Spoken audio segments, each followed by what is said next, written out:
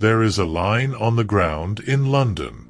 It runs through a park in the borough of Greenwich, just east of the city centre, crossing a courtyard at the Royal Observatory that sits on a hill above the River Thames. The line is marked with brass inlaid into stone, and at night it is illuminated by a laser beam that projects it northward into the sky, a thin green line visible from miles away, cutting through the darkness like a seam in the fabric of the world. On one side of that line, by international agreement, it is one day. On the other side, it is the next. Cross the line heading east and you move forward in time. Cross it heading west and you move back. The line is the prime meridian, 0 degrees longitude, the place from which all the world's time zones and all the world's maps are measured. Subscribe now and never miss a documentary. Every week we travel to the ideas that shaped the world invisibly, to the moments when human beings decided how to organize reality, and when those decisions became so embedded in the infrastructure of civilization that we stopped noticing them entirely. The line at Greenwich is one of the most consequential decisions ever made about the organization of the world. Before it was agreed upon, which happened only in 1884, remarkably recently, every country, every city, every navigating sailor, and every railway company used its own reference point for measuring time and location, and the resulting chaos was not merely an inconvenience but a genuine danger. Ships ran aground because charts drawn from different meridians were incompatible. Trains collided because stations in different cities operated on different local times. The standardization of the world's time and the choice of a single prime meridian was one of the most practical and most consequential administrative achievements of the 19th century, and it was achieved through a combination of technological pressure, political negotiation, and the particular historical moment in which it occurred. A moment when the British Empire's dominance of global maritime trade gave a specific institution in a specific park in London a claim to authority over the world's reference point that no purely rational calculation would have generated. The story of how the world agreed on where time begins is a story about power and technology and the strange arbitrariness of the conventions that organize modern life. It is a story about how the most fundamental categories of experience, time, location, measurement, are not natural facts about the world but human constructions, built by specific people in specific historical circumstances, for specific practical reasons, and maintained by the inertia of accumulated infrastructure and habit long after the specific reasons that produced them have been forgotten.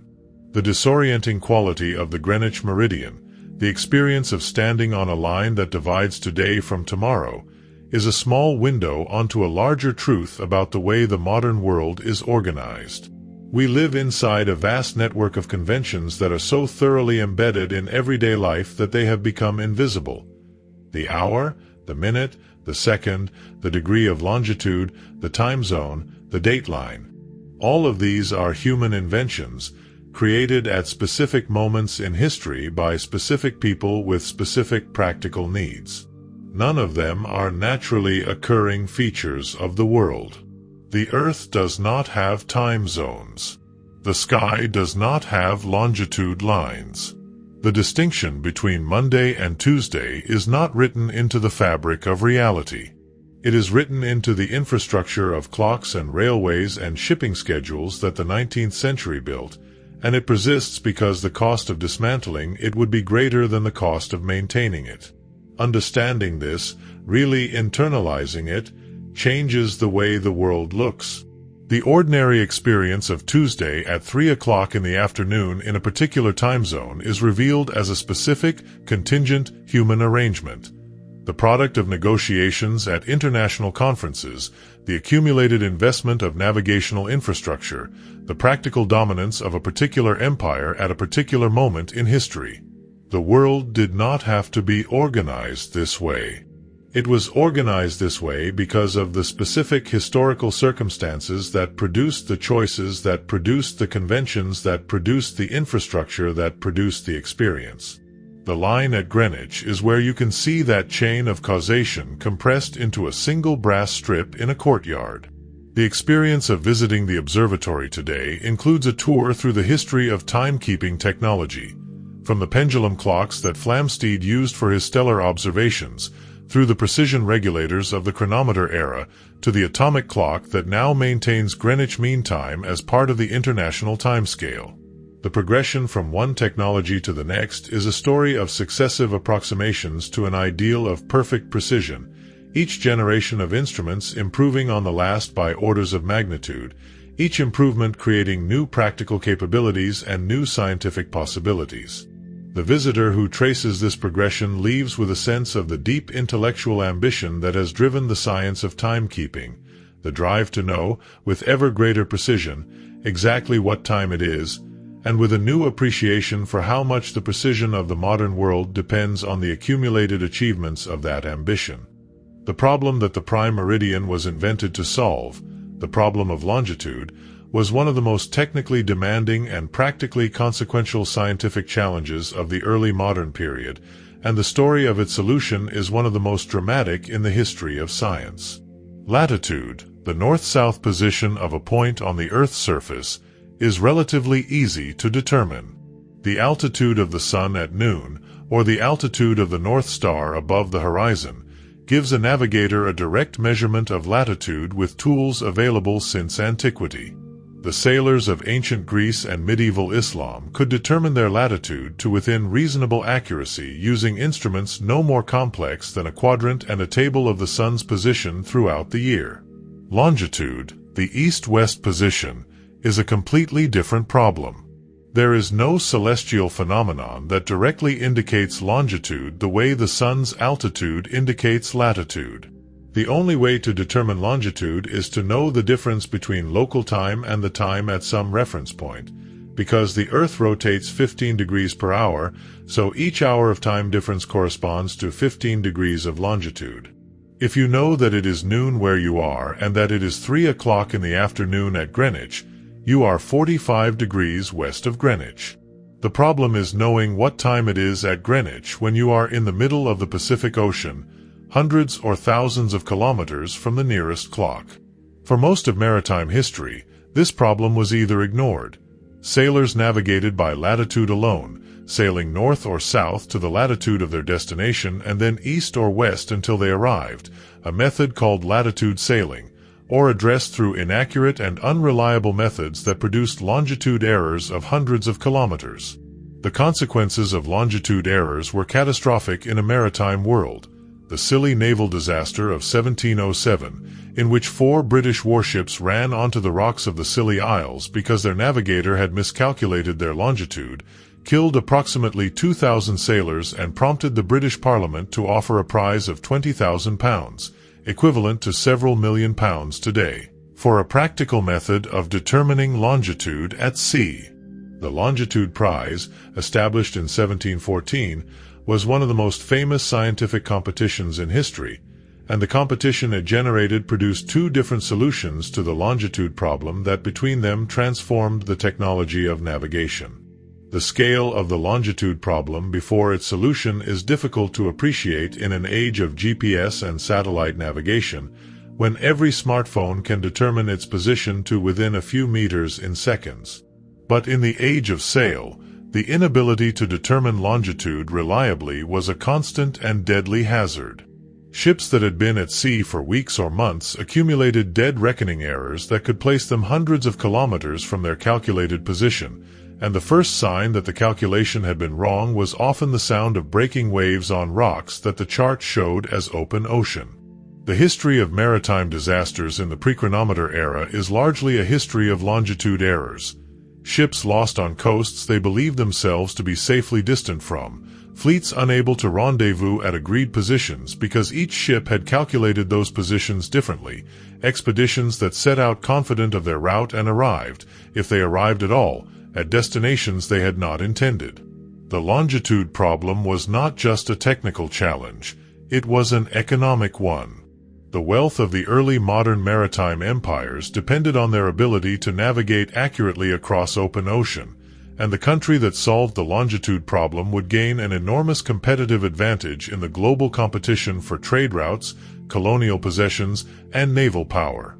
This is why Britain, France, Spain, and the Netherlands all established prize competitions and astronomical observatories in the 17th and 18th centuries. Not from pure scientific curiosity, but from the cold calculation that the investment in solving the longitude problem would be returned many times over in the commercial and military advantages that accurate navigation would confer. The global impact of the longitude solution is difficult to overstate. In the century between the Scilly disaster and the adoption of the chronometer as standard naval equipment, the improvement in navigational accuracy transformed the strategic and commercial capabilities of the maritime powers. Voyages that had previously required conservative routing to avoid the risk of landfall errors could now be planned more directly. The precise charting of coastlines, shoals, and hazards, impossible without accurate longitude, allowed the construction of comprehensive navigational charts that dramatically reduced the risk of maritime disaster. The commercial benefits of more reliable and efficient ocean navigation fed directly into the expansion of European trade and colonial power in the late 18th and 19th centuries, and the nation that led in chronometer technology, Britain, gained a navigational advantage that complemented and reinforced its broader commercial and military dominance. The two solutions to the longitude problem, the astronomical method and the chronometer method, represent two fundamentally different ways of thinking about the relationship between measurement, technology, and human organization, and their competition shaped the development of timekeeping and navigation for the next 2 centuries. The astronomical method worked by observing the position of the moon against the background stars. The moon moves through the sky at a predictable rate, and its position relative to the stars at any given moment is the same from anywhere on Earth, allowing a navigator who could measure the moon's position accurately and compare it with a table of predicted positions calculated for a reference longitude to determine the difference in time between their location and the reference point. The Astronomer Royal at Greenwich, Neville Maskelyne, was the champion of this method, and he produced the annual Nautical Almanac, published from 1767, that contained the tables of lunar distances needed to apply it. The lunar distance method was mathematically demanding and required good observing conditions, but it required no special equipment beyond a sextant and the almanac, and it could be applied by any navigator skilled enough to use the tables. The chronometer method worked by carrying on board an accurate clock set to the time at a reference longitude, Greenwich in the British version, and reading the difference between the clock time and local noon to determine longitude. The method was conceptually simpler than the lunar distance approach, but it required a clock accurate enough to keep time to the necessary precision over months of sea voyages in the difficult conditions of a ship at sea, a technical challenge that seemed, to many early 18th century authorities, practically impossible. John Harrison, the self-taught Yorkshire clockmaker who spent most of his adult life developing a chronometer that could meet the longitude axe criteria, eventually succeeded with his fourth timepiece, H4, in 1762, demonstrating accuracy over a transatlantic voyage that met the prize criteria. Harrison's struggle to obtain the recognition and the prize money he had earned, against the resistance of the Maskelyne-dominated Board of Longitude, is one of the most compelling stories in the history of science and technology, and it ultimately required the personal intervention of King George III to secure him his reward. The practical triumph of the chronometer over the lunar distance method came gradually, as chronometers became cheaper and more reliable through the 19th century, and as the marine chronometer became standard equipment on naval and commercial vessels.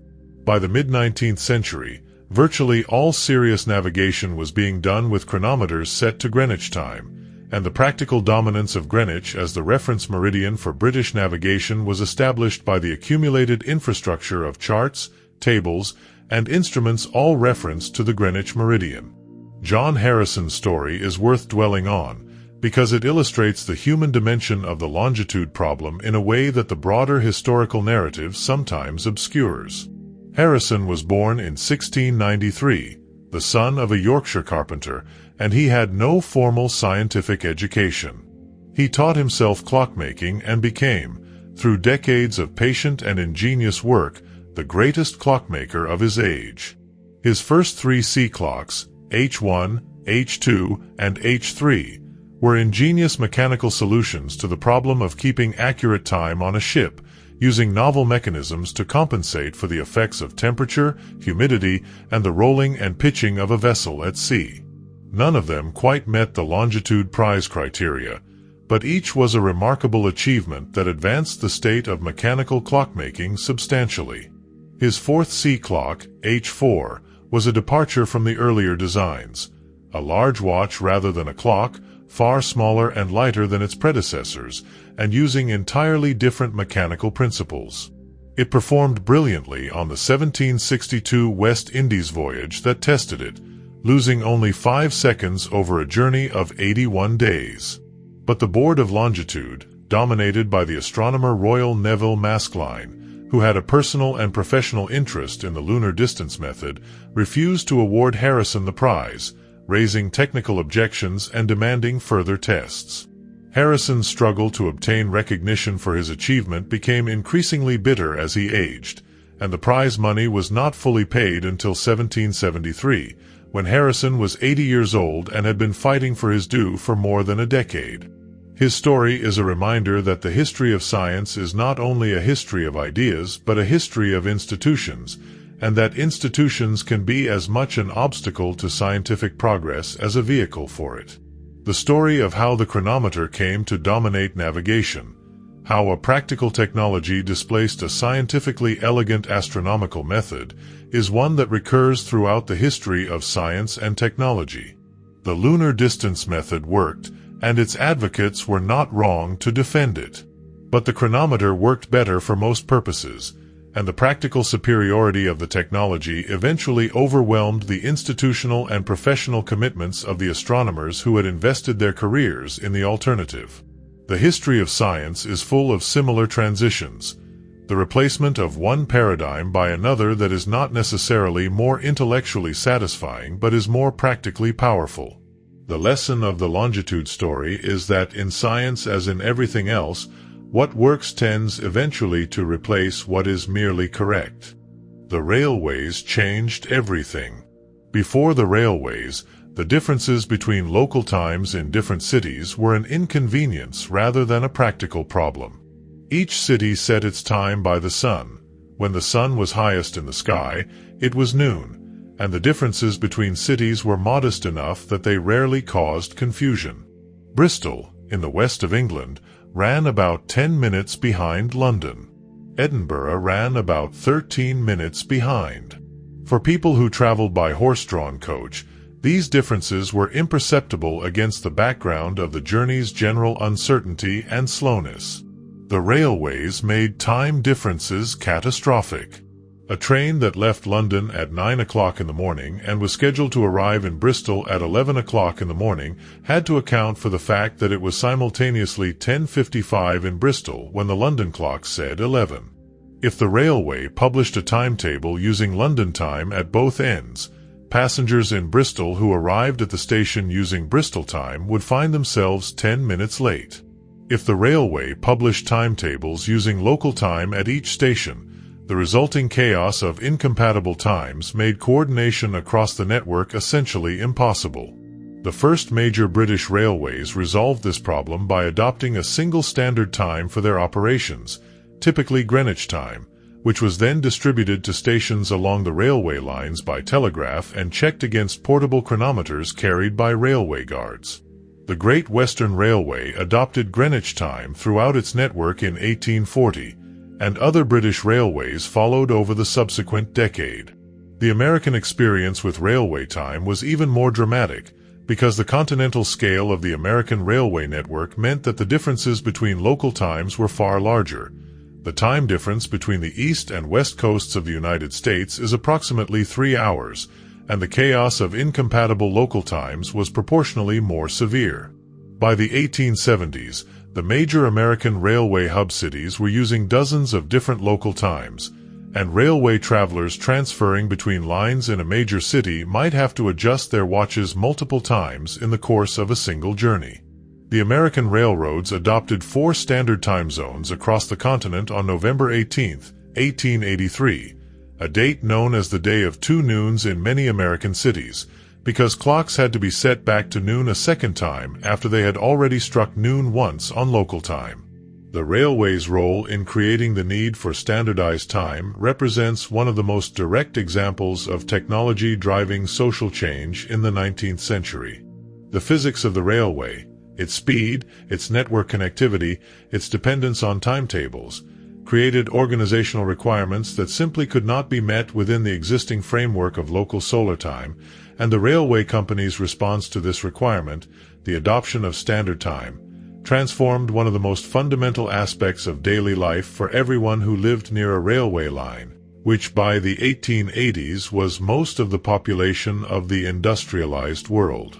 The adoption of railway time was not a government decision in the United States, but a business decision by the railway companies, who needed the standardization for their own operational efficiency and who had enough economic power to impose it on the cities they served.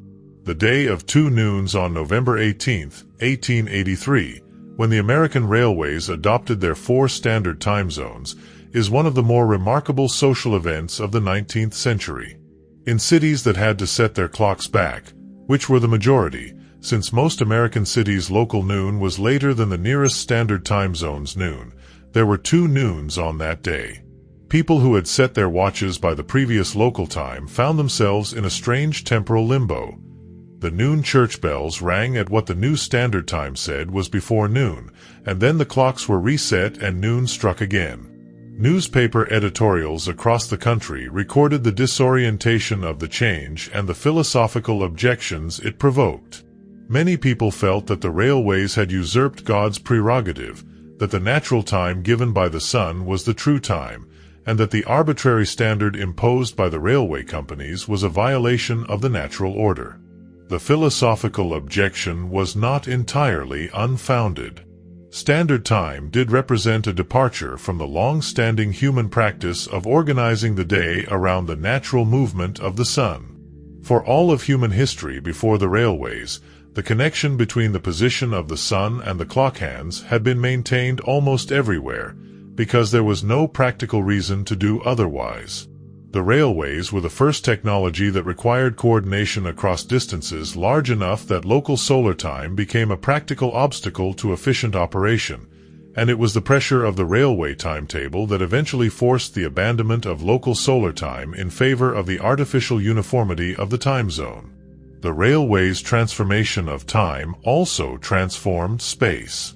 Before the railways, how long it took to get from one place to another depended on the roads, the weather, and the horses. The railway reduced distance to time in a new way. The timetable defined the relationship between places by the speed and frequency of the trains that connected them. Cities that were far apart but well connected by rail were, in a practical sense, closer than cities that were near but poorly connected. The standard time that the railways imposed was part of this broader transformation, the creation of a network-defined geography in which the measure of distance was not miles but minutes. The International Meridian Conference of 1884, convened in Washington, D.C. by the United States government, brought together representatives of 25 countries to address the increasingly urgent question of whether the world could agree on a single prime meridian and a standard system of time zones. And the proceedings of the conference reveal both the practical pressures driving the standardization effort and the political sensitivities that made agreement so difficult.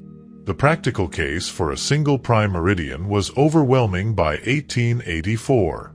The proliferation of national prime meridians, the French used Paris, the Americans used Washington, the Swedes used Stockholm, the Russians used Pulkovo, meant that navigators crossing from one chart system to another had to make constant adjustments, and the possibility of error in those adjustments was a genuine navigational hazard. The spread of submarine telegraph cables that now crossed the world's major ocean basins had created an instantaneous global communication network that could distribute standard time signals anywhere in the world, making the technical infrastructure for a universal time standard available in a way that had not previously been possible. And the growth of international trade, accelerated by the opening of the Suez Canal in 1869 and the development of steamship lines connecting every major port in the world, created powerful economic incentives for the standardization that would reduce the friction and the error of international navigation. The political obstacles were equally obvious. The choice of a prime meridian was not a purely technical decision. It was a decision about which country got to claim the beginning of the world's time and the reference point of the world's maps, and no country was willing to concede that honor to another without something in return. The French in particular were deeply resistant to the adoption of the Greenwich meridian, which would make London the center of the world's timekeeping and confirm what they regarded as the humiliating British dominance of global maritime commerce. The French delegation proposed either a neutral meridian that passed through no major nation's territory, somewhere in the Atlantic or through the Azores, or a rotating arrangement in which different nations' meridians would serve as the reference point in turn. Neither proposal attracted serious support from the other delegations. The British advantage at the 1884 conference was the accumulated infrastructure of the Greenwich meridian, the fact that by 1884, approximately 72% of the world's shipping was already using charts referenced to Greenwich, because of British dominance of global maritime trade and the universal adoption of the nautical almanac. The practical argument that a meridian already in use by 3/4 of the world's ships was more logical to adopt as the universal standard than any other was difficult to refute on practical grounds, whatever the political objections. The conference voted 22-1 in favor of the Greenwich meridian, the single dissenting vote being cast by San Domingo, with France and Brazil abstaining. The conference also established the principle that the world should be divided into time zones based on the Greenwich meridian, with each zone differing from Greenwich Mean Time by a whole number of hours. This principle was adopted in theory, though its practical implementation was left to individual governments and railway companies, a decision that produced the complex and politically distorted time zone map that the world uses today. The theoretical elegance of 24 one-hour zones, each centered on a meridian that is a multiple of 15 degrees from Greenwich, was recognized from the start as an ideal rather than a practical expectation, since the political and geographical realities of the world would inevitably require adjustments.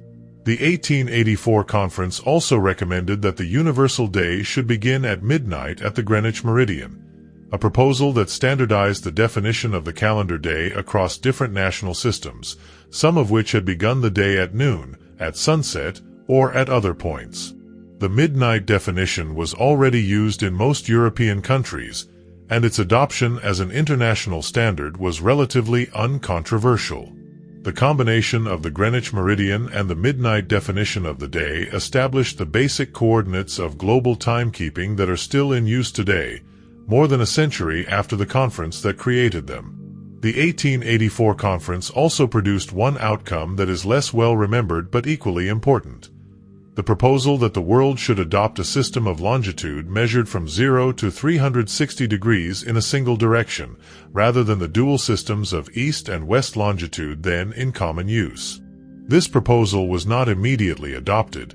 It took decades for the standardized longitude system to become universal, but it represents the same kind of rationalization that the conference was attempting throughout its proceedings: the replacement of a multiplicity of local conventions with a single global standard that would serve the needs of international commerce and communication. The conference was, in this sense, a moment of genuine global governance, an attempt by the nations of the world to coordinate their practices in service of the common good, and its success, partial and contested as it was one of the first examples of the kind of international standardization that has become a central feature of the modern world. The French abstention at the 1884 conference was not merely a symbolic protest. It reflected a genuine and long-standing French investment in an alternative to Greenwich as the world's reference meridian, an investment that had produced some of the most important scientific and cartographic work of the modern period and that would not be abandoned without a fight. The Paris meridian, the French equivalent of the Greenwich meridian, runs through the Paris Observatory, established by Louis XIV in 1667 and for 2 centuries the most important astronomical institution in continental Europe.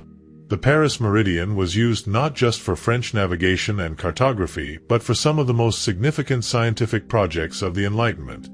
the measurement of the exact shape of the Earth, undertaken by expeditions to Peru and Lapland in the 1730s, and the original definition of the meter, which was based on a fraction of the distance along the Paris meridian from the equator to the North Pole. The French investment in their meridian was not merely nationalist sentiment. It was a genuine scientific tradition of considerable achievement, and the proposal that the world should adopt Greenwich rather than Paris as its reference point was experienced by the French scientific establishment as a political defeat dressed up as a practical decision. The French response to the Greenwich adoption was characteristically indirect. France continued to use the Paris meridian for its official cartography until 1914, and maintained its official time as Paris Mean Time, which differed from Greenwich Mean Time by 9 minutes and 21 seconds, until 1911, when France finally adopted Greenwich time under the somewhat face-saving formulation that French official time was defined as Paris Mean Time minus 9 minutes 21 seconds, rather than simply as Greenwich Mean Time. The French reluctance to acknowledge Greenwich directly was so thoroughgoing that French official maps continued to mark both meridians well into the 20th century, and some French geodetic surveys used the Paris meridian as their reference into the 1970s. The history of the Paris meridian is, in its own right, one of the great stories in the history of science and cartography.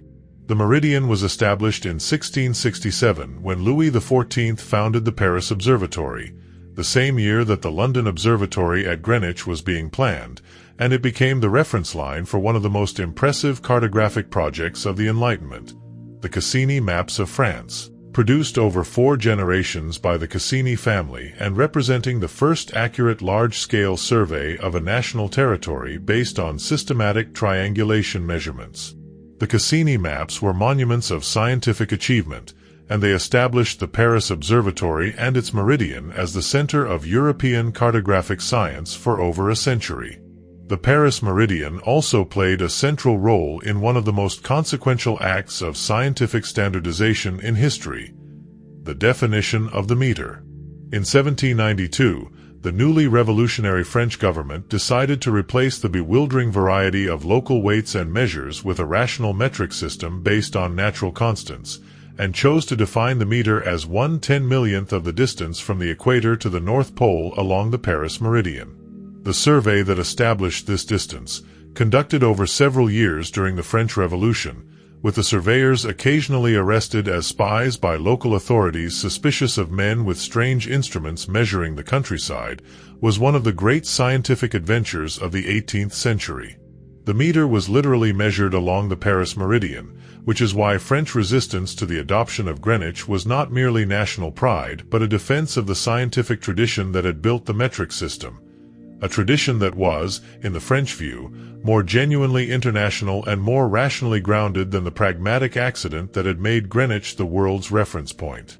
The French experience illustrates a broader truth about the politics of standardization, that the adoption of a common standard is almost never a purely technical decision, and that the identity and prestige of the institutions that maintain competing standards is as important to the outcome as any argument about technical efficiency. The Greenwich Meridian's victory in 1884 was a victory of accumulated maritime infrastructure and British imperial power as much as it was a victory of rational argument, and the resistance of France reflects not irrationality but a genuine understanding of what was at stake. That the choice of the world's reference meridian was a statement about who got to define the framework within which everyone else operated. The political dimension of the prime meridian choice has resonances with other standardization battles of the 19th century. The adoption of standard railway gauges, the establishment of international postal conventions, the creation of the first international telegraph agreements, all of these involved the same basic dynamic as the Meridian Conference. Practical necessity driving a move toward standardization, political competition determining which standard would prevail. In almost every case, the winner of the standardization battle was determined not by the intrinsic superiority of its system but by the scale of the infrastructure already built around it. Britain won the railway gauge battle because British railways had already been built to the Stephenson gauge before anyone thought to standardize, and the cost of converting the existing network to any other gauge was prohibitive. Britain won the Meridian Battle for similar reasons. The investment in Greenwich reference charts and almanacs was too large to write off in favor of any alternative. The Royal Observatory at Greenwich, the institution whose position on a London hilltop determined the reference point for all the world's time and maps, has a history that is as interesting as the role it came to play, and that history reveals how the specific circumstances of late 17th century England produced an institution that would eventually become the center of the world's timekeeping. The observatory was founded in 1675 by King Charles II, at the recommendation of Sir Christopher Wren, and with the specific purpose of solving the longitude problem by improving the accuracy of the astronomical tables needed for the lunar distance method. The astronomer John Flamsteed was appointed as the first astronomer royal, with a salary of £100 per year and instructions to apply himself with the most exact care and diligence to the rectifying of the tables of the motions of the heavens. Flamsteed spent the rest of his life measuring the positions of stars with unprecedented accuracy, producing the Historia Coelestis Britannica, which was eventually published, against his wishes, in an unauthorized edition, by Isaac Newton and Edmund Halley, leading to one of the bitterest scientific feuds of the 17th century. The specific location of Greenwich was chosen partly for practical reasons. It was close enough to London to be conveniently supervised, on high ground with a good view of the sky, and on royal property that did not require new land acquisition, and partly because of the existing infrastructure on the site. The hill at Greenwich had been used for astronomical observations before the observatory was built, and the castle that stood there provided materials for the observatory's construction. The choice of Greenwich was not based on any intrinsic astronomical or geographical virtue of the location. It was chosen because it was convenient, available, and politically appropriate. The subsequent elevation of the Greenwich meridian to the status of the world's reference point was the consequence of the practical investments that the observatory's work generated, not the product of any prior design. The Astronomer Royal's role evolved significantly over the 2 centuries following the observatory's foundation. The early Astronomers Royal were primarily stellar cartographers, measuring the positions of stars to the accuracy needed for the lunar distance method. The later ones, particularly George Airy, who held the post from 1835 to 1881 and defined the specific transit instrument through which the modern Greenwich meridian passes, were increasingly involved in the distribution of time to the railways and the shipping industry. Airy established the time ball on the roof of the observatory in 1833, a large red ball dropped at precisely 1 o'clock each day, visible from the Thames below and used by ships' navigators to set their chronometers, and later arranged for Greenwich Mean Time to be distributed by telegraph to major British cities. By the time of the 1884 conference, the Greenwich Observatory was not merely a scientific institution. It was the operational center of the world's most important maritime time distribution system. The distribution of time by telegraph was one of the most consequential applications of the new technology of electrical communication in the 19th century. The telegraph allowed an instantaneous signal to be sent from any location to any other location connected to the network, and the precision with which the signal could be timed, by comparison with an accurate clock at the transmitting station, made it possible for the first time to synchronize clocks across large distances. The time signal sent from Greenwich at 1 o'clock each day reached railway stations across Britain in fractions of a second, and the station masters who received it reset their clocks accordingly. The same technology allowed the distribution of accurate time to ships in harbor, to government offices, to factories, and eventually to the post office's network of public clocks. The telegraph made Greenwich Mean Time omnipresent in a way that was not possible before, and it transformed the observatory from a scientific institution serving primarily the navigation community into a public utility serving the entire industrial economy of Britain.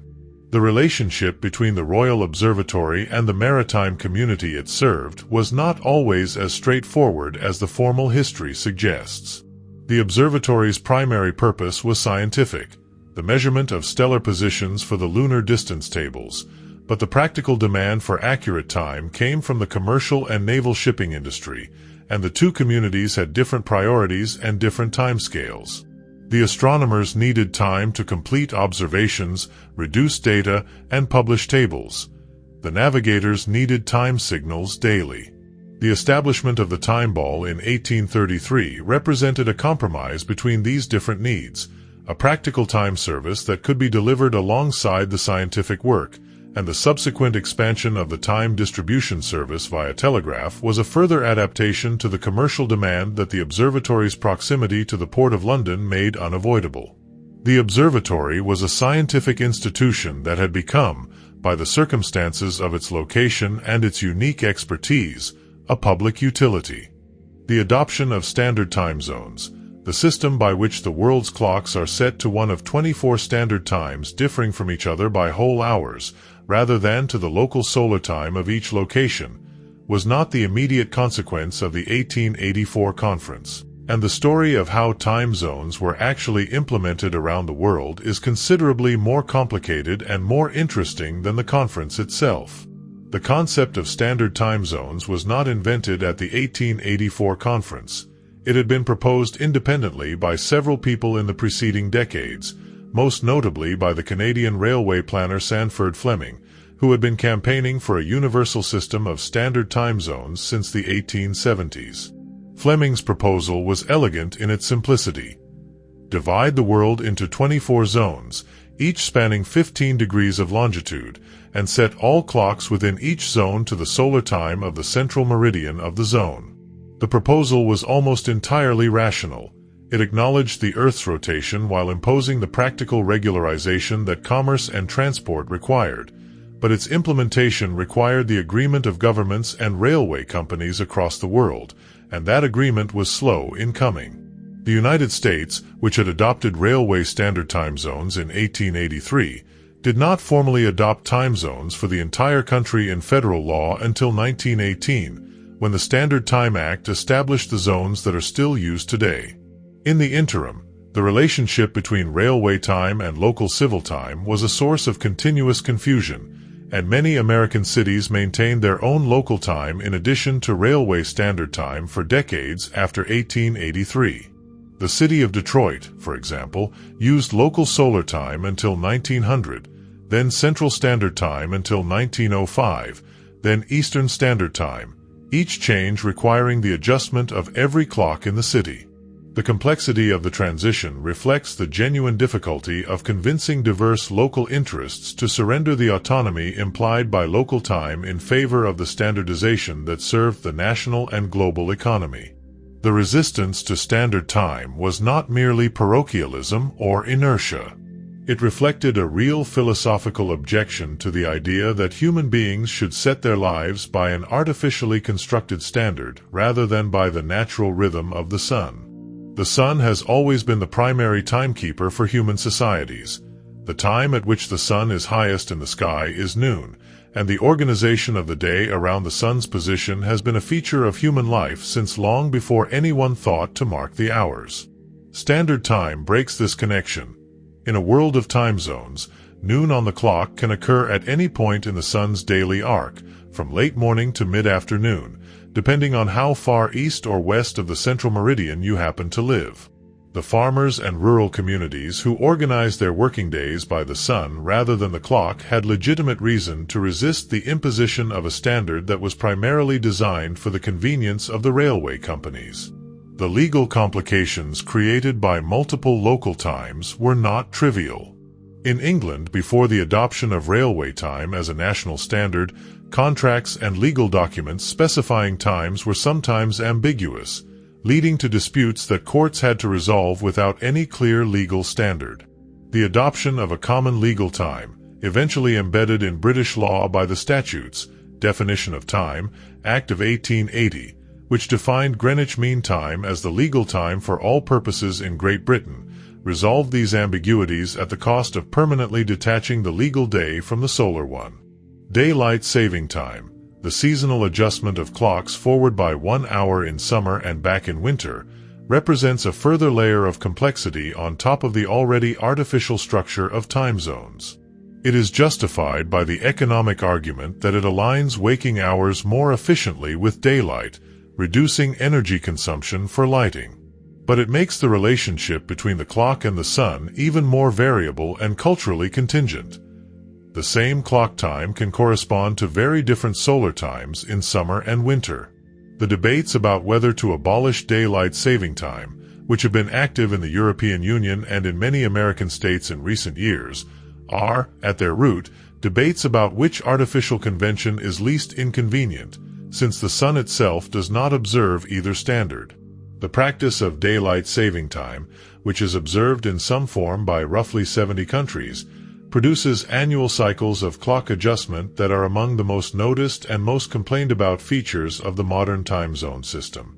The spring forward and fall back transitions disrupt sleep patterns, confuse appointment schedules, and cause a measurable increase in traffic accidents and heart attacks in the days immediately following the change.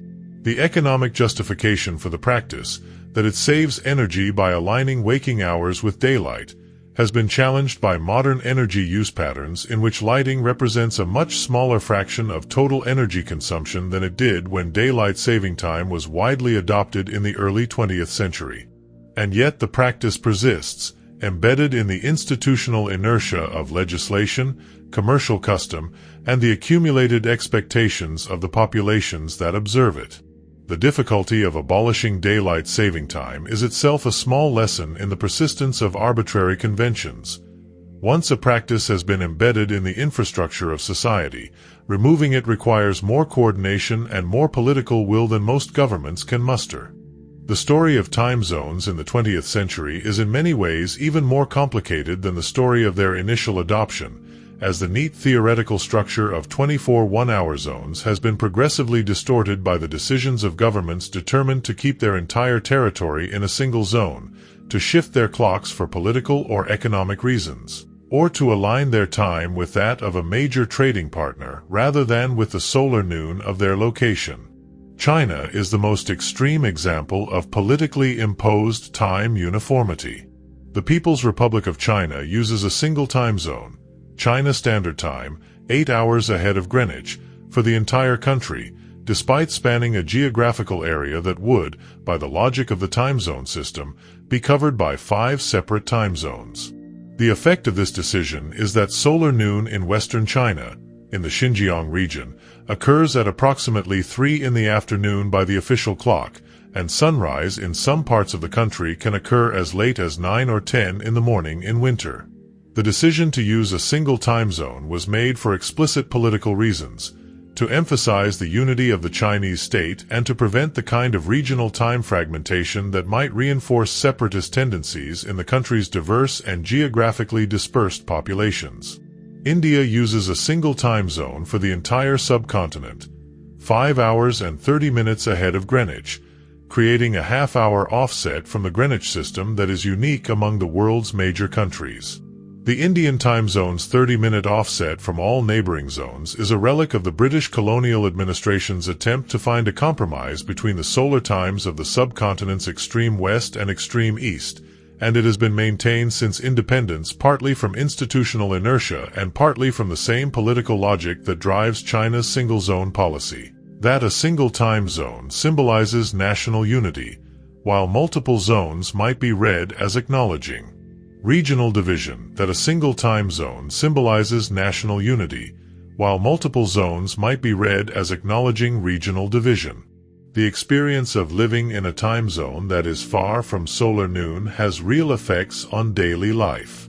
Research on the health and productivity effects of time zone misalignment has found that communities at the western edges of time zones, where the official time is furthest ahead of solar time, show higher rates of certain health problems, reduced sleep duration, and lower economic productivity compared with communities at the eastern edges of the same time zone.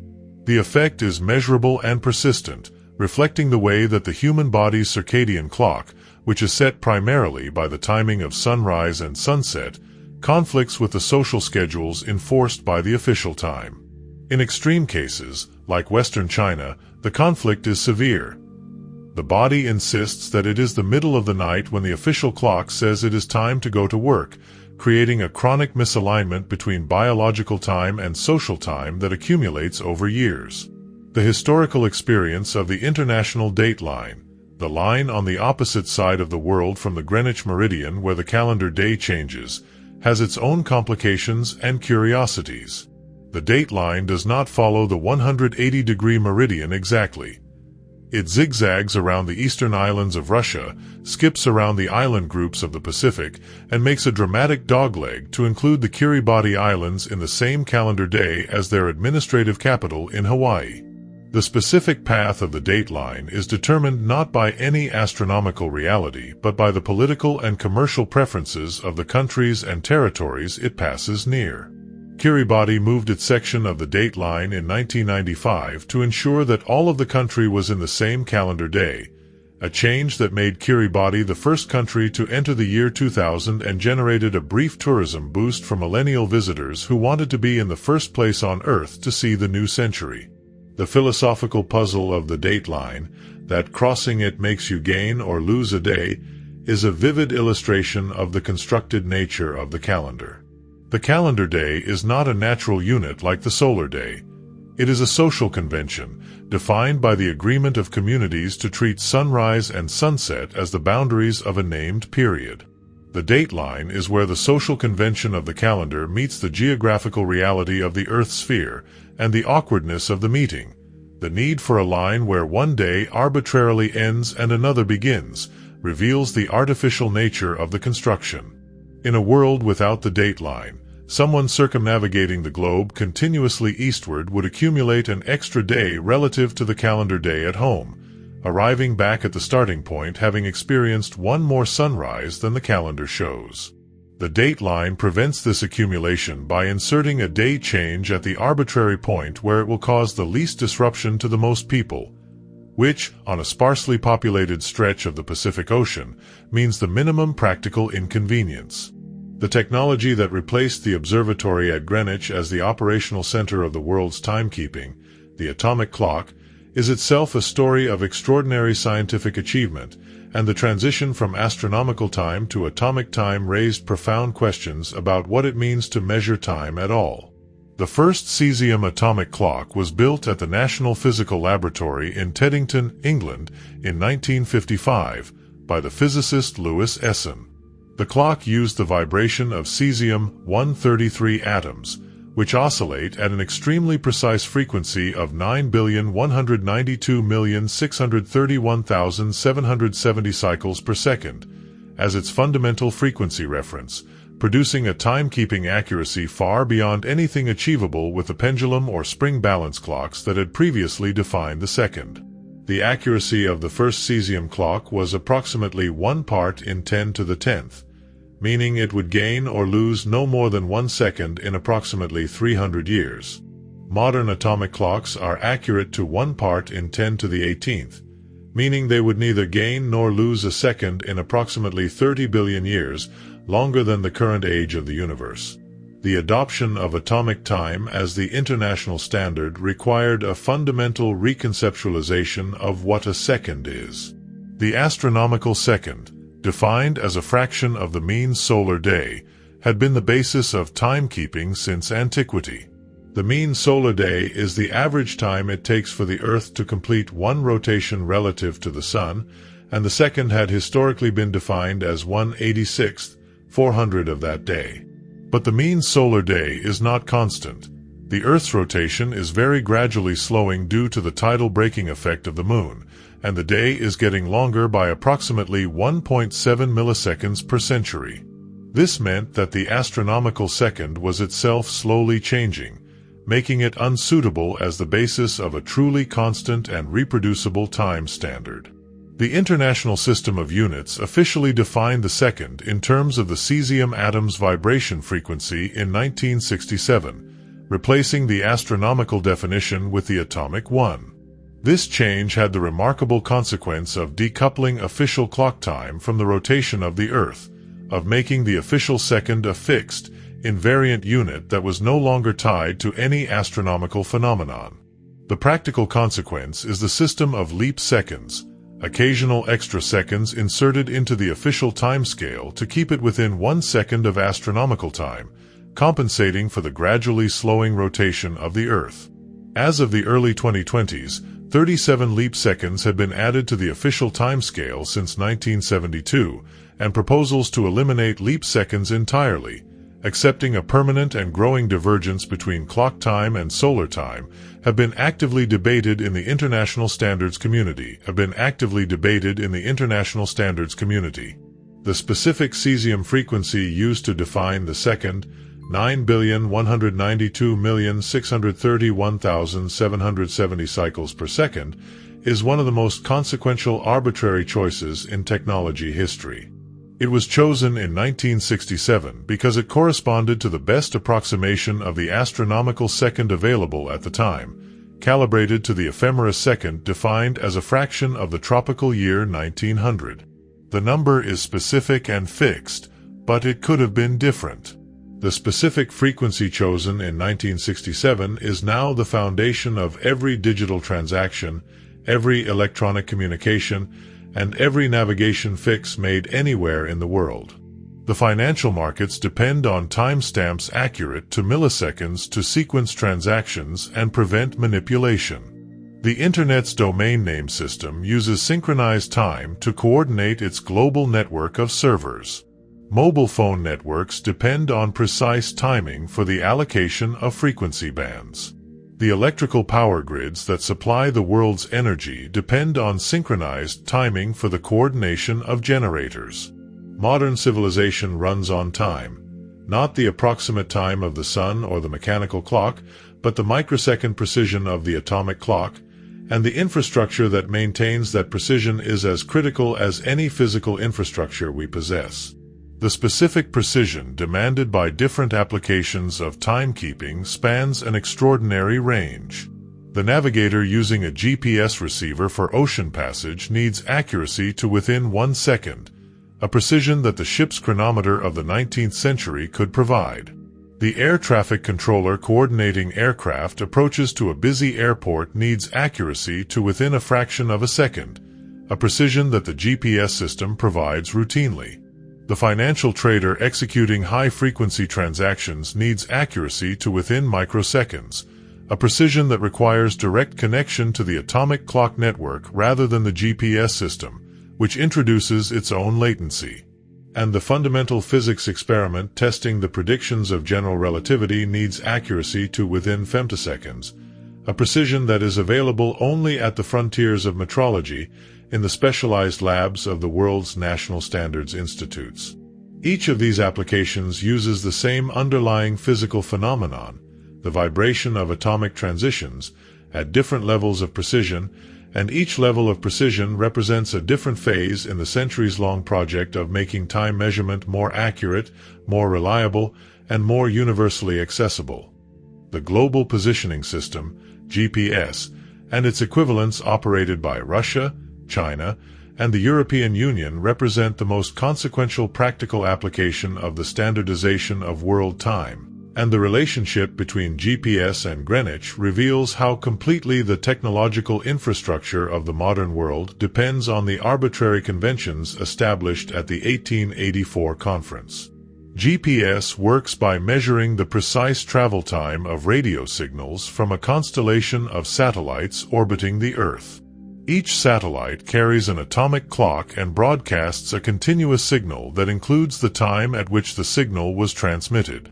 A GPS receiver on the ground listens to signals from multiple satellites simultaneously and calculates its position by comparing the travel times of the signals from different satellites. The differences in travel time correspond to differences in distance from each satellite, and the intersection of the spheres defined by those distances gives the receiver's three-dimensional position. The precision of the position calculation depends directly on the precision of the time measurement.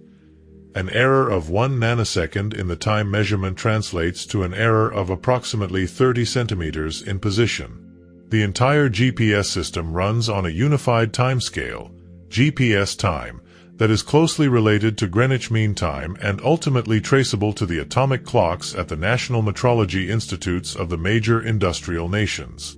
The network of national time standards that maintains the international timescale, Coordinated Universal Time, known by its French acronym UTC, includes contributions from atomic clocks at approximately 70 laboratories around the world, coordinated by the International Bureau of Weights and Measures in Paris. The official keeper of world time is not located at Greenwich. The Royal Observatory ceased to operate as an active astronomical research institution in 1998 when it moved to Cambridge, but at the labs and metrology institutes whose atomic clocks provide the input to the international timescale.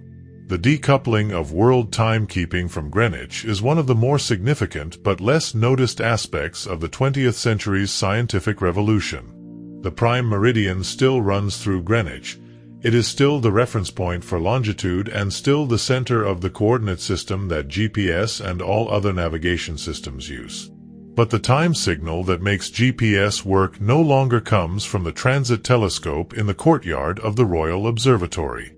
It comes from the vibrations of cesium atoms in labs that could be located anywhere in the world, coordinated by a French institution in Paris. The center of world time is, in the most operational sense, wherever the best atomic clocks happen to be, and it moves invisibly with the evolution of the technology. The precision of modern timekeeping has applications that extend far beyond navigation into the fundamental infrastructure of the digital economy. The financial markets of the world depend on timestamps accurate to milliseconds or better to sequence transactions and prevent the kind of manipulation that would be possible if the order of events were ambiguous. The Internet's domain name system uses synchronized time to coordinate the global network of servers. The mobile phone networks that carry the world's communications depend on precise timing for the allocation of frequency bands and the coordination of handoffs between towers. The electrical power grids that supply the world's energy depend on synchronized timing for the coordination of generators and the prevention of grid failures. Modern civilization runs on time, not the approximate time of the sun or the mechanical clock, but the microsecond precision of the atomic clock, and the infrastructure that maintains that precision is as critical as the infrastructure of roads, pipes, and wires that carries the physical goods and materials that civilization also depends on. The specific cesium frequency used to define the second, 9,192,631,770 cycles per second, is, in this sense, one of the most consequential arbitrary choices in the history of technology. It was chosen in 1967 by the General Conference on Weights and Measures because it corresponded to the best approximation of the astronomical second available at the time. It was calibrated to the ephemeris second, which was defined as a fraction of the tropical year 1900. The number itself is specific and fixed, but it could have been different. If the committee had chosen to calibrate it to a slightly different year, or to use a different atomic transition, the second would be defined differently, and all the clocks in the world would tick at a slightly different rate. The specific frequency chosen in 1967 is now the foundation of every digital transaction, every electronic communication, and every navigation fix made anywhere in the world. It is, in its own way, as fundamental a convention as the Greenwich Meridian.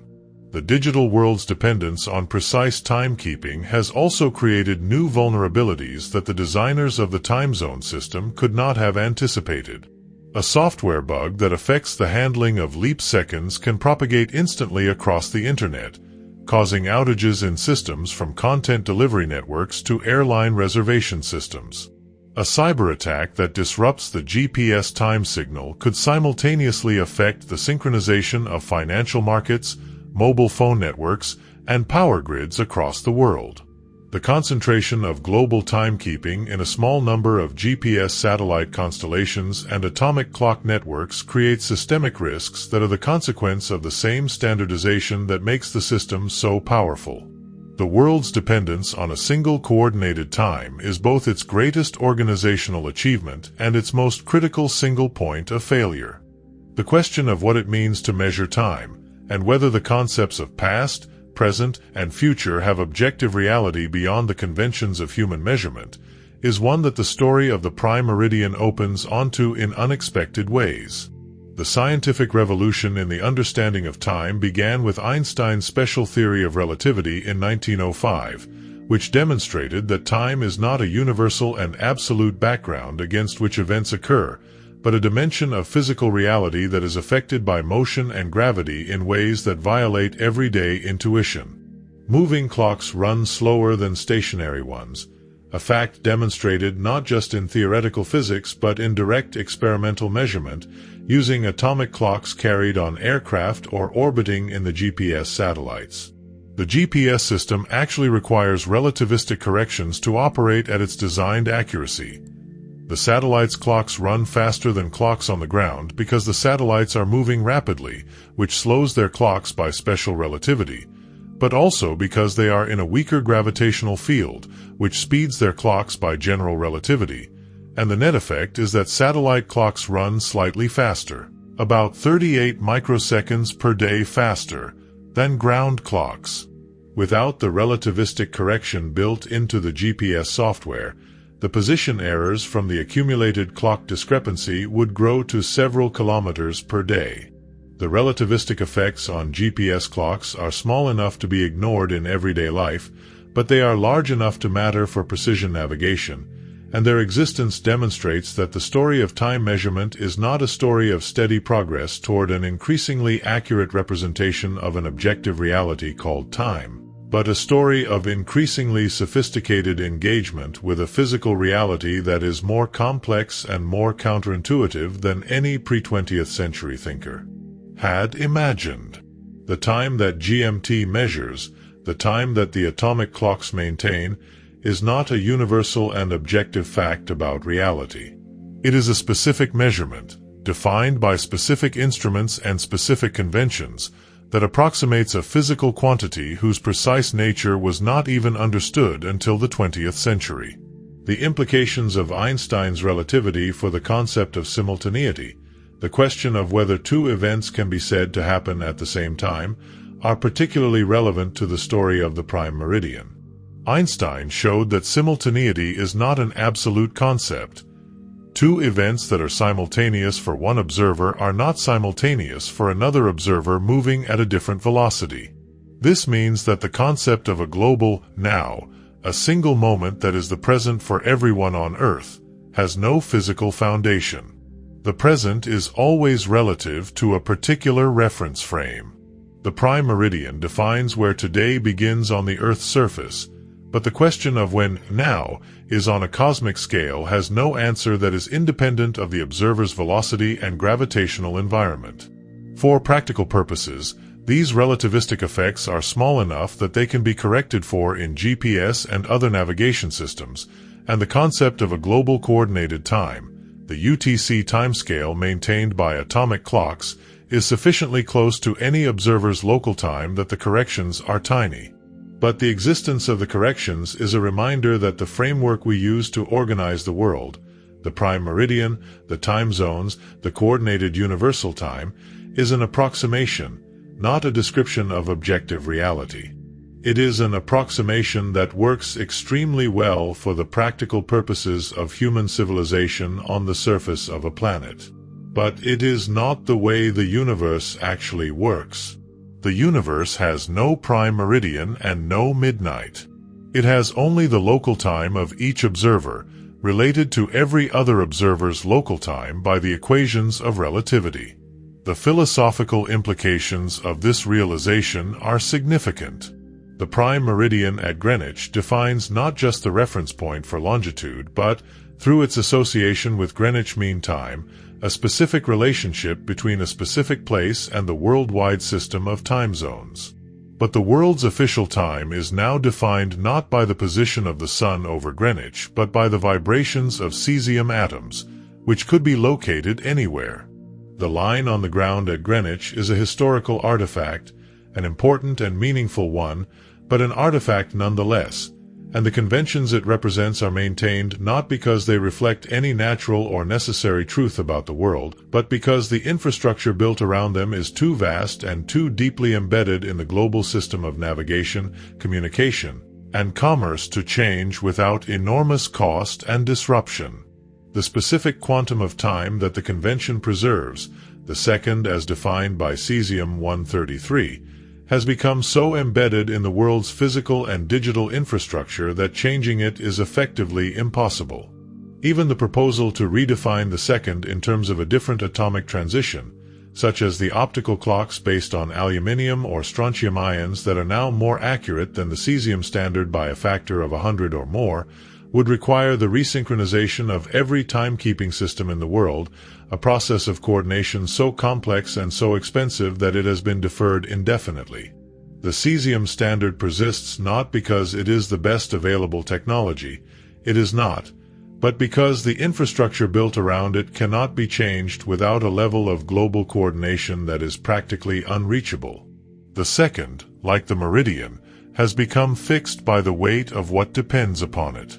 The experience of crossing the prime meridian, standing with one foot in the eastern hemisphere and one in the western, or stepping across the line at the Greenwich Observatory and thinking about what it represents, is one of the more philosophically provocative tourist experiences available in any major city.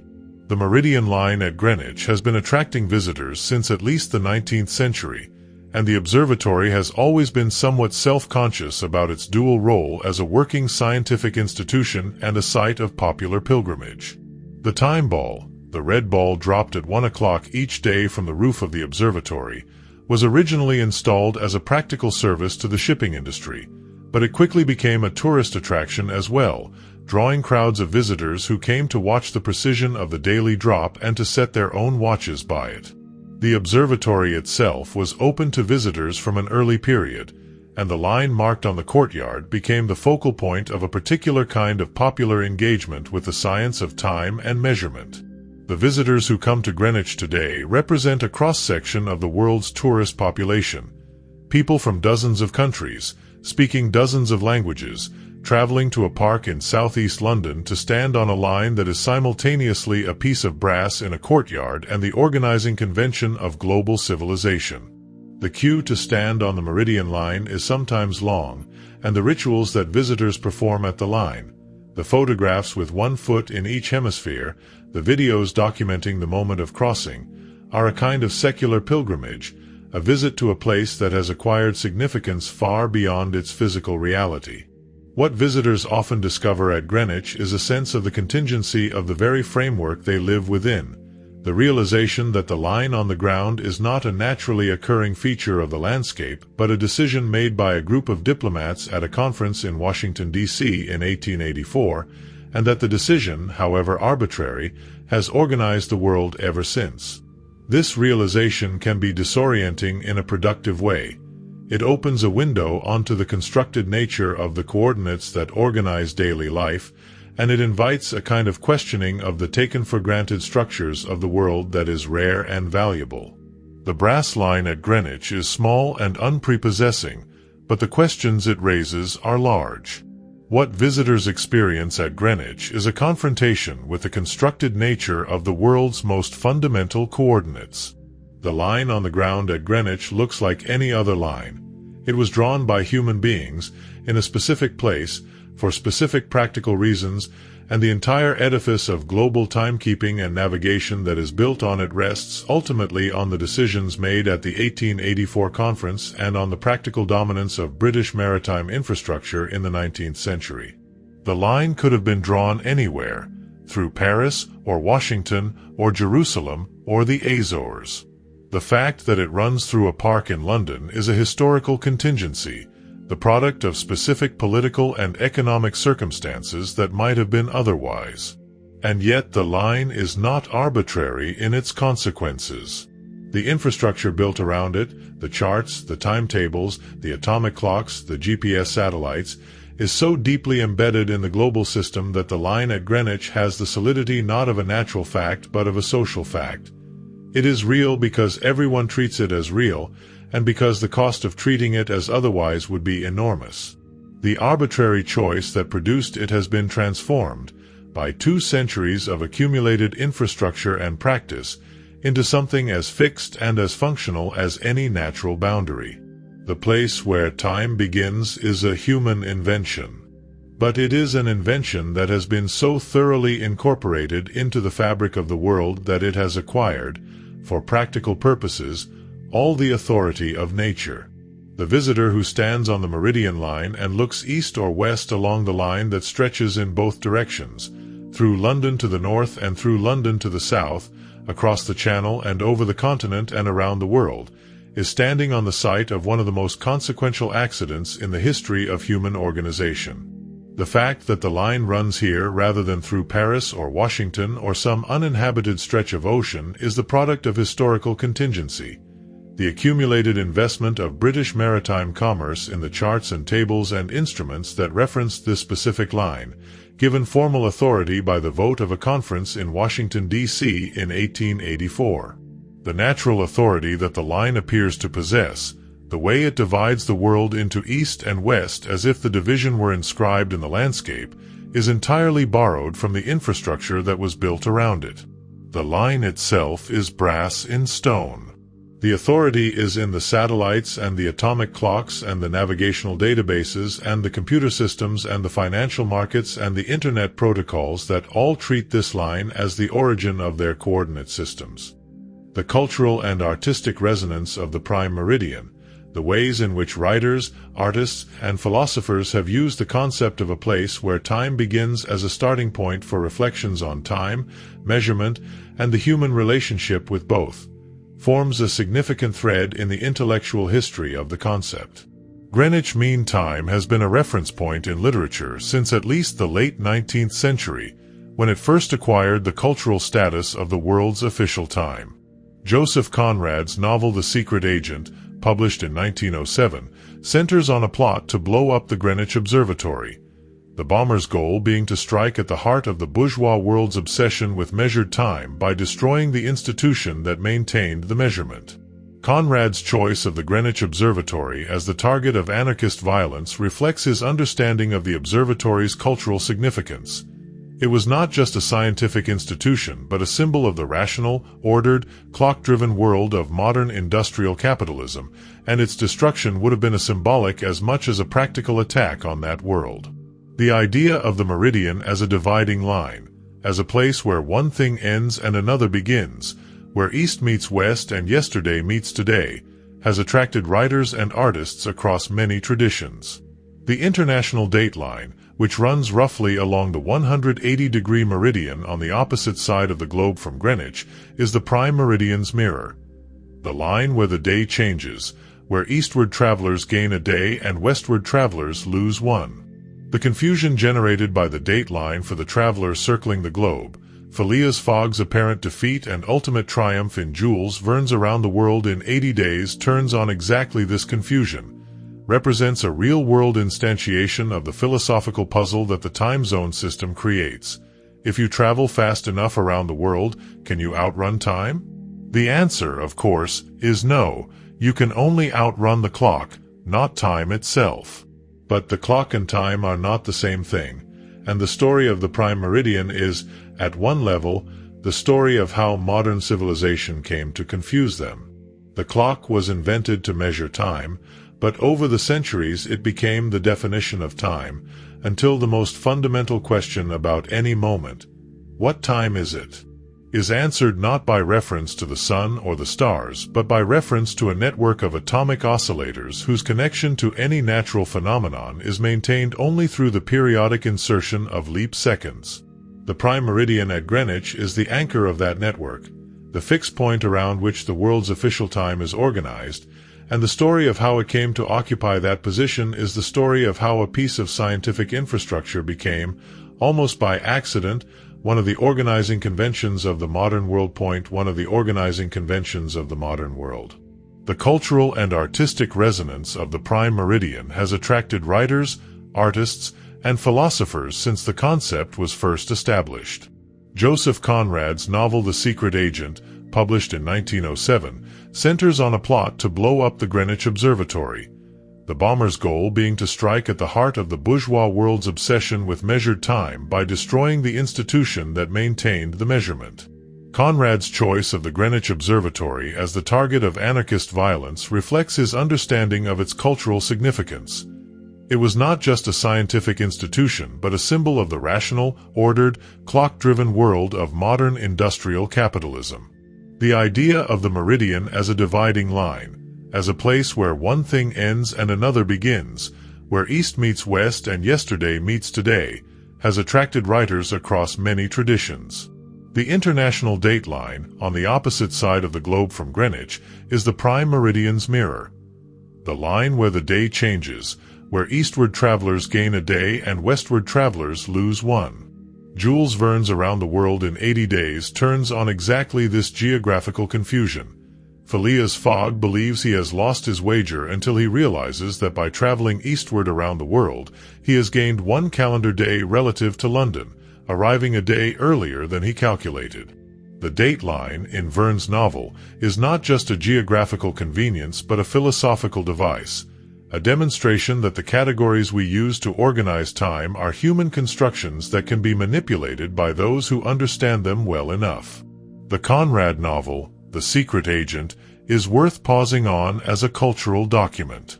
The anarchist plot at the center of the novel targets the Greenwich Observatory specifically because of its symbolic status as the center of the world's time, the place where the clock-driven order of industrial capitalism is, so to speak, manufactured. The bombers are not attacking a random institution. They are attacking the institution that, in Conrad's analysis, represents the most fundamental expression of the bourgeois world's reduction of everything to measurement and calculation. Whether Conrad was right about the observatory's symbolic significance is debatable. But the fact that he chose it as the target for an anarchist outrage reflects a genuine understanding of what the prime meridian represents, not a natural feature of the world but a constructed convention, and a convention that concentrates enormous practical power in a specific institution at a specific place. The anarchists who wanted to destroy it had, in their own distorted way, understood the politics of timekeeping. The future of global timekeeping, and the question of whether the Greenwich Meridian will remain the world's reference point as the technological infrastructure of navigation and communication continues to evolve, is a genuinely open question, and one that the international standards community is actively debating. The most significant challenge to the existing system comes from the proposal to eliminate leap seconds, the extra seconds periodically inserted into the official timescale to keep it synchronized with the Earth's rotation. The case for elimination is technical. Leap seconds create complications for computer systems and communication networks that need to maintain precise synchronization, and the occasional insertion of an extra second into the timescale has caused bugs and outages in systems that were not designed to handle the anomaly. The case against elimination is partly practical and partly philosophical. If leap seconds are eliminated, the official time maintained by atomic clocks will gradually drift away from solar time, and in a few centuries the official noon will no longer correspond to the sun's highest point in the sky.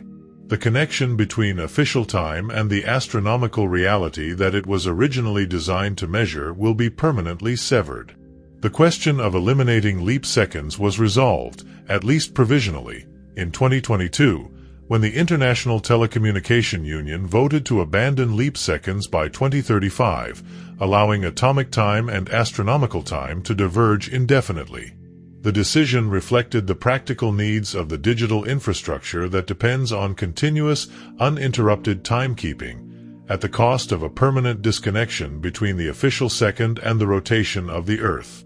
It is a decision that would have seemed extraordinary to the delegates at the 1884 conference, who were trying to align world time more closely with astronomical reality, not to permanently detach the two. The irony of eliminating leap seconds is that it marks the final victory of the constructed convention over the natural phenomenon that the convention was originally designed to measure. The second was defined in terms of the Earth's rotation because the Earth's rotation was the most accessible and reliable natural timekeeper available. The atomic clock replaced the Earth's rotation as the basis of the second because the atomic clock is more accurate and more stable. The elimination of leap seconds removes the last remaining connection between official time and the Earth's rotation, making official time a purely atomic phenomenon that happens to have been calibrated to the Earth's rotation at a specific moment in 1967 and has been running independently ever since. What will time mean in a few centuries when the divergence between atomic time and solar time has grown to minutes? Official noon will no longer correspond to the sun's highest point. At some point, centuries from now, official midnight will occur in the middle of the afternoon. The clock will have completely detached from the sun, and the ancient connection between timekeeping and the natural world will be severed as the leap-second decision intends. Whether any practical harm results from a permanent divergence between official and solar time is a question the current generation cannot fully answer.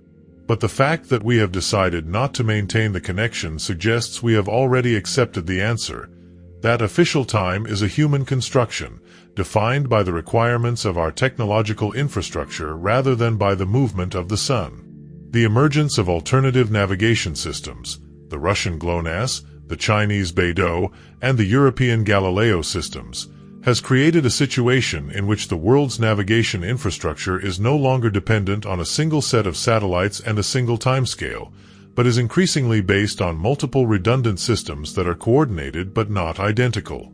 The long-term trend is toward a world in which the specific conventions established in 1884, the Greenwich Meridian, Greenwich Mean Time, become less prominent as a single institutional anchor and more diffuse as a set of historical coordinates embedded in the global navigation infrastructure. The prime meridian will not disappear, but its significance as a unique, privileged location in the world's coordinate system may gradually diminish as the technology that gives it operational meaning becomes more distributed and more varied. The question of what replaces the Greenwich Meridian's role as the world's reference point, if anything, in the long run of technological change, is one that the current generation of scientists and engineers is beginning to grapple with. The proposal to define a new reference system based on the average rotation axis of the Earth, the international reference frame maintained by the International Earth Rotation and Reference System Service, is already in use for the most precise geodetic applications, and it differs from the Greenwich Meridian by a fraction of a second of arc due to plate tectonic motion. The world's most precise maps already use this reference frame rather than the Greenwich Meridian as their foundation. For navigation and everyday use, the Greenwich Meridian remains the reference. But for the most precise scientific and engineering applications, it has already been superseded by a more technically rigorous convention, a fact that illustrates the general tendency of modern science and technology to replace historically contingent conventions with more rigorously defined alternatives, wherever the precision demands are high enough to make the difference matter. The line on the ground at Greenwich is, ultimately, a monument to a specific moment in human history, a moment when the practical demands of global commerce and navigation required the world to agree on a single reference point, and when the specific historical circumstances of British imperial dominance made one particular hilltop in London the most convenient choice. That moment has passed. The British Empire that gave Greenwich its authority is gone. The maritime trade that made the Greenwich charts indispensable has been transformed beyond recognition by containerization, satellite navigation, and the digital revolution. The Royal Observatory that defined Greenwich Mean Time for 3 centuries is now a museum. The time signals that once emanated from the observatory's rooftop are now generated by atomic clocks in laboratories around the world, coordinated by a French institution in Paris.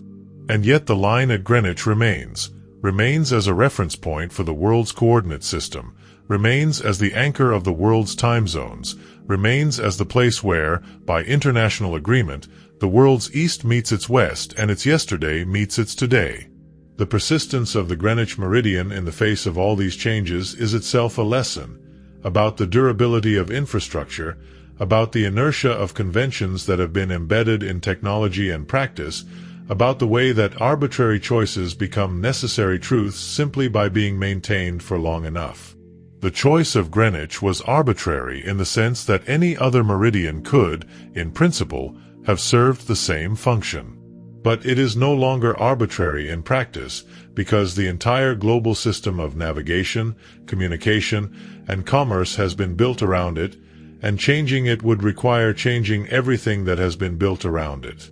The arbitrariness has been buried under so many layers of accumulated infrastructure that it has become, to all practical purposes, invisible. the visitor who stands on the line at Greenwich and straddles the prime meridian, 1 foot in the east, 1 foot in the west, is standing on the site of one of the most consequential decisions in the history of human organization.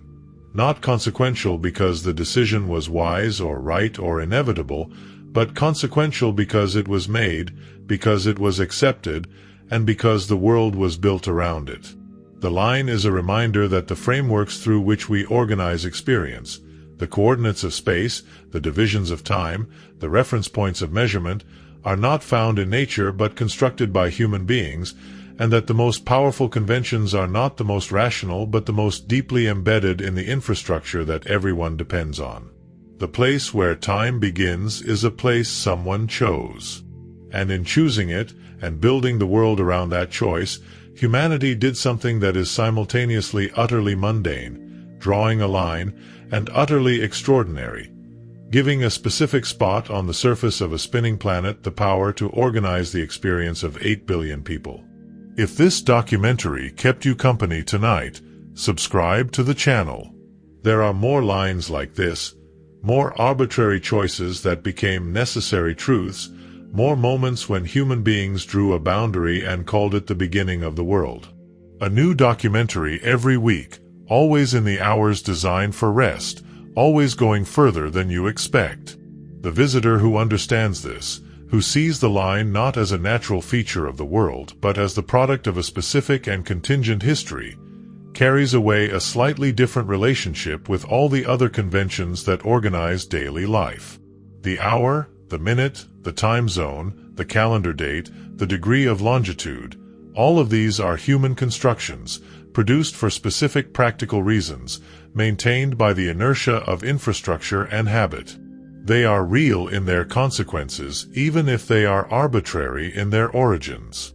Evidence of one of the most remarkable things about human civilization, the capacity to coordinate billions of people around shared conventions that no single person chose, but that everyone depends on every day without thinking about it. It is also, and more fundamentally, the moment in history when human beings decided to organize time and space around a single shared convention, when the world agreed, however imperfectly and reluctantly, that the coordination required by global commerce and communication was more important than the autonomy implied by local standards. That decision was made in the specific historical circumstances of the late 19th century, by specific people with specific interests, in a specific political context that shaped the specific outcome. But the principle embodied in the decision, that a world connected by trade and communication needs shared conventions to function, and that the creation of those conventions requires international agreement and the willingness to subordinate local preference to global utility, is as relevant today as it was in 1884. The line at Greenwich is a monument to that principle, preserved in brass and stone, waiting for anyone who cares to stand on it and think about what it represents.